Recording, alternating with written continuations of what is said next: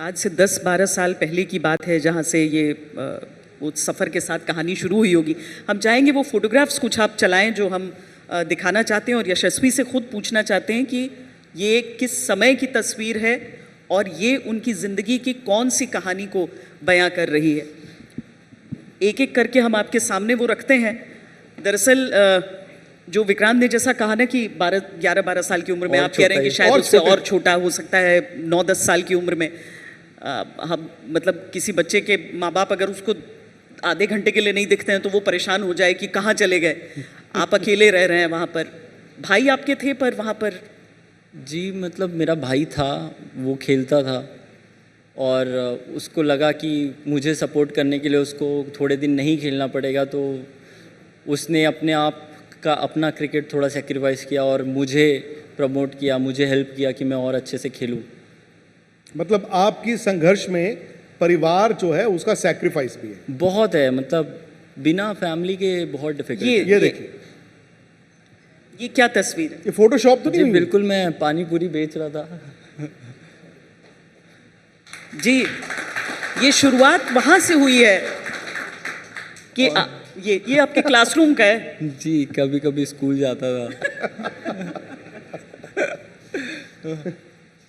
और हाँ, मुझे इंग्लिश बोलना था तो मुझे सीखना था, तो मुझे सबने बोला कि हाँ, आप अगर बुक पढ़ते हो या आप न्यूज़पेपर पढ़ते हो या तो कोई भी चीज़ें जो इंग्लिश में उसको सुनते हो तो आपकी इंग्लिश इम्प्रूव होगी। तो मैं इतना स्कूल तो नहीं जाता था पर मैं कोशिश करता था कि पढूं। और ये टेंट जी में सोते थे, जो वहाँ पर मुंबई में क्रिकेट के मैदान थे, वहाँ पर सुबह खेला और रात को वहाँ सो गए और फिर अगले दिन उठे फिर खेले।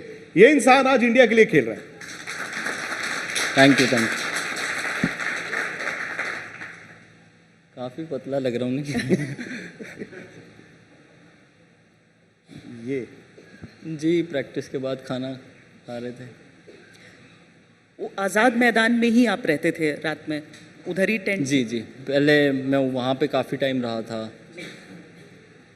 घर जब बात करते थे उस दौरान, आप कह रहे 9 साल, 10 साल, 11 साल, 12 साल, कभी घर वाले टूट गए हो फ़ोन पे या आप टूट गए हो कि नहीं और नहीं हो सकता? मतलब कभी कभी कुछ ना कुछ ऐसा होता था कि ऐसा लगता था कि बहुत मुश्किल है, पता नहीं क्या होगा। तो मेरे पापा बोलते थे, बेटा क्या मुश्किल है, अपना दुकान तो है ही, तू खेल, जो होगा होगा, अच्छा ही होगा। तो मेरे पापा बहुत पॉजिटिव रहते थे हमेशा, कि पापा मम्मी दोनों, कि वो हमेशा मुझे हौसला देते थे, मुझे बोलते थे कि बेटा पेशेंस रखो, अपना तुम जो कर सकते हो बेस्ट कर सकते हो, अपने चीज़ों पे ध्यान रखो। तो वही उस पर ही मैं फोकस करता था, जो वैसा मतलब जैसी बात होती थी, जो बात करते थे, तो उस टाइम पे मेरे दिमाग में वही चलता था। फिर मैंने देखा था कि सिलेक्शन के बाद आपके फादर से इंटरव्यू कर रहे थे विक्रांत स्पोर्ट्स तक के लिए। इनके साथ इनसे बात कर रहे थे और साथ में टेस्ट मैच पहली बार सिलेक्ट हुए थे कार में। जी, आपसे बात गाड़ी के अंदर। हाँ, वो इंटरव्यू चल रहा था। जी और वो इमोशनल हो गए थे वो। जी, मतलब पापा थोड़े इमोशनल हो गए थे, बनता भी है। किसी का भी बन सकता है। नहीं, और उस स्ट्रगल के बाद जब ये आप सक्सेस देखते हैं और वो सक्सेस आपको समझ में आया कि उस पर असर नहीं छोड़ा है, मतलब प्रभावित नहीं किया उनको, वो हर चीज़ में वो अपने रूट्स की बात, अपने और भाई का भी इन्फ्लुएंस उस हिसाब से काफ़ी रहा है, बड़े भाई का बहुत है, अभी भी है। वो आप अगर देखोगे उसका भी अपना खुद का इंडिविजुअल स्ट्रगल है, वो अपनी तरीके से कोशिश कर रहा है कि वो अभी त्रिपुरा के लिए खेल रहा है। वो उसने अभी रिसेंटली सैयद मुश्ताक अली में बहुत अच्छा किया, 50 रन बनाए, अच्छी हाफ सेंचुरी बनाई। वो भी उस अपनी तरीके से जो वो कर सकता है वो मेहनत कर रहा है, तो वो बड़ी अच्छी बात है। और ऑफकोर्स हम लोग बात करते रहते हैं, जैसे कि मैं अभी 2 मैच आउट हो रहा था तो वो मेरे से बात कर रहा था, तो काफ़ी कुछ हेल्प हो जाती है बात। वो मेरी चीज़ें समझ सकता है, मैं उसकी चीज़ें समझ सकता हूँ, हम एक ही डायरेक्शन में बात कर सकते हैं। तो हम जैसे घर पे भी होते हैं तो हम बहुत बातें करते हैं, अरे तू ऐसा कर सकता है भाई, तू ऐसा कर सकता है भाई, तू फिटनेस पे ध्यान दे, तू फिटनेस पे ध्यान दे। हम लोग एक दूसरे को बोलते हैं ये मत खा, वो मत खा, ऐसे रहना है, वैसे रहना है, तो बहुत मज़ा आता है। इसमें आपको एक और बात बताऊं, अब ये शायद यशस्वी जायसवाल को नहीं पता होगा क्योंकि ये तो छोटी उम्र से क्रिकेट खेल रहे हैं। जब आप मैच खेलने जाते हैं और स्कोरबोर्ड अपडेट होता है ना इंटरनेट पे, तो जो माँ बाप हैं या फिर जो आपके दोस्त होते हैं, सांस हर बॉल पे ऐसे ऐसे अटकती है कि अब आउट तो नहीं हो गया, फिर आपको दिखना ये चौका आ गया। जी। क्या आपके साथ अब ऐसा होता है जब आप अपने भाई के स्कोर को डोमेस्टिक क्रिकेट की ऐप पे फॉलो करते हैं? बिल्कुल, मैं उसका मैच देखता हूँ तो मुझे पता है कि क्या चल रहा है गेम में। मैं समझ रहा हूँ कि हाँ ये गेम, ये सिचुएशन, अरे ऐसे नहीं, ऐसे खेलना है, रुक जा भाई थोड़ी देर, अपने आप को शांत रख, खेलते रहे। तो हर बॉल पे मतलब एक्साइटमेंट होता है ना। जब मैंने 100 बनाया, उसने 50 बनाया, मैं ज़्यादा खुश था उसके लिए कि भाई क्या बात है यार, वेल डन, मैंने उसको कॉल किया। तो ऑफकोर्स बहुत मज़ा आता है।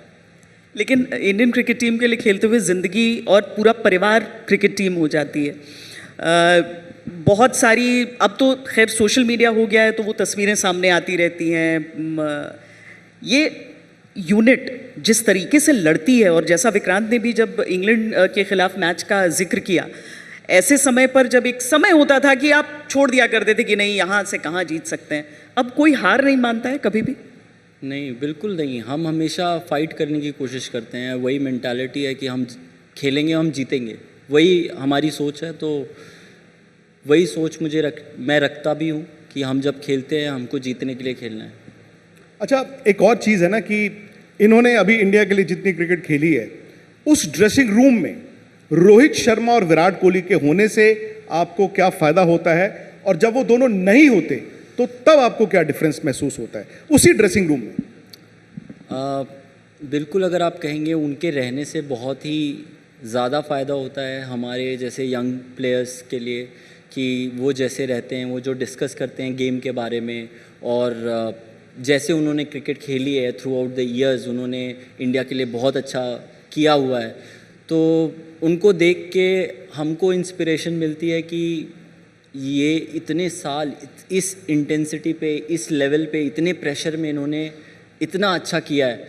तो मतलब उनको देख के ऐसा इंस्पिरेशन मिलती है कि आप अगर उनको फील्ड पे भी देखोगे, आप उनसे बात करोगे तो बहुत मज़ा आता है। बहुत एक्सपीरियंस शेयर करते हैं वो अपना, और हमको समझाते हैं अपने छोटे भाई की तरह कि ये जो गलतियाँ उन्होंने की है, वो चाहते हैं कि हम वो गलतियाँ ना करें, हम और सीखें और डेवलप होते जाएं as a cricketer, as a human being as well.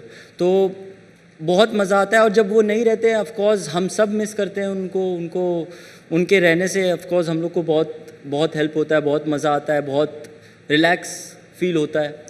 अच्छा, टीवी पर ऐसा लगता है कि रोहित जब कप्तान होते हैं आपको डांटते बहुत हैं।